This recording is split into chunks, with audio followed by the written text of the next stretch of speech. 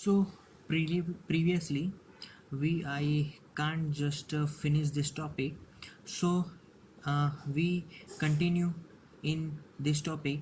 So we have cutted this topic in second part. Okay, so now continue with this topic second part. So now second part just started here. So from this whole equation, if in this from this equation is conservation of momentum. Okay, from this equation if I subject m2, then my formula now from this equation, just if I am putting here, so m1 v1i is equal minus, sorry, m1 v1f upon v2f is equal to m2. And now this formula I'm putting in this above formula. Okay, now what happens, m1 v1f v1i minus v1f is equal to, now by putting m1 common, okay, v1i minus v1f upon v2f into v2f into v2f minus v1i. Okay, v2f will be cancelled out, m1 will be cancelled out. So now our formula, this will be also cancelled out here. So our formula is now just v1f is equal to v2f minus v1i. And again, if I subject v2f, then what happens, v1f plus, yes, v1i. So I get these two formulas. Now I have to put inside the main formula. Now where is the main formula? Here, this is the main formula, so I have to put inside it.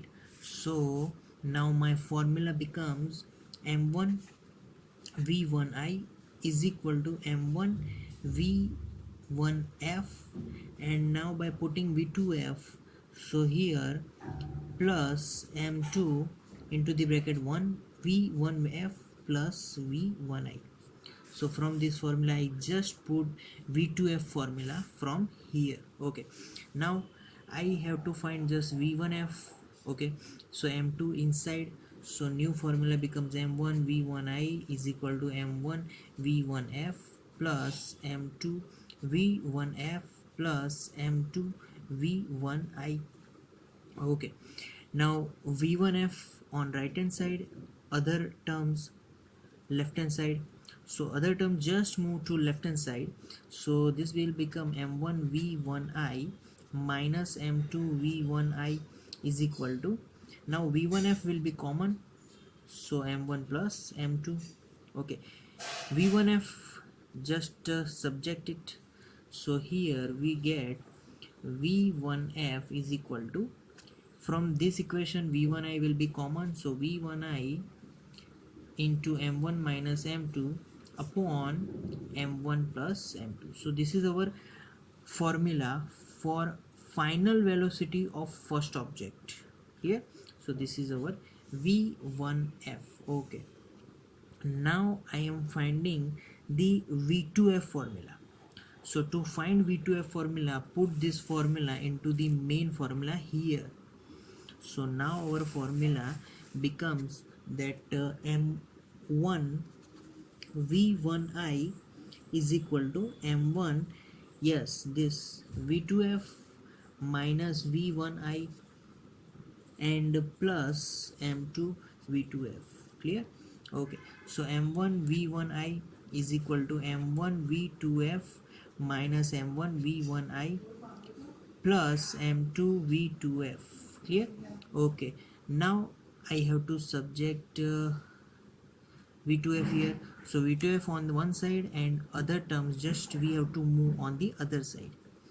So in this particular formula, this one will be goes left hand side. So from here to I am writing here m1 v1i plus m1 v1i is equal to, here from these two formulas V2f will be common and I have just m1 plus m2.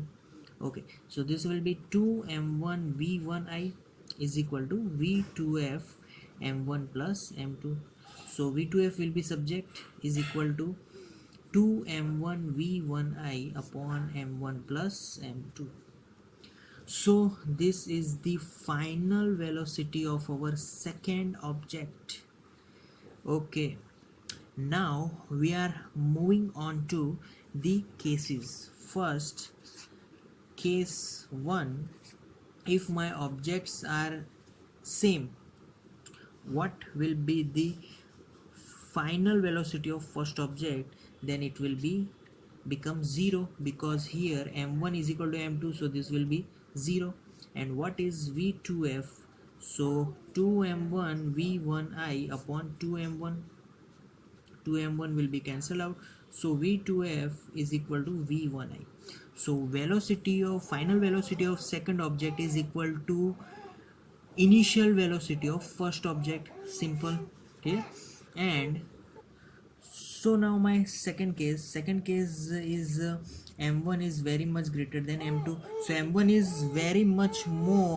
So if it is so, then v1f is equal to v1I. So m1 is much greater than m2, then there will be always in m1 in that equation, because m2 will be neglected. Similarly here m1 is also there, so v1f is equal to v1I. That means the final velocity of first object is equal to initial velocity of first object. Similarly for v2f is equal to 2m1 v1I upon, then in denominator there is always m1 there, because m2 will be neglected, so m2 will be cancelled out. So we get the as a final product that v2f is equal to 2v1I. so final velocity of second object is equal to 2 times initial velocity of first objects. So that's the two cases. So that's the ending of our topic, and that is collisions in one dimension for inelastic as well as elastic. So thank you guys for listening my video lectures till the end. That means a lot to me. Thank you very much.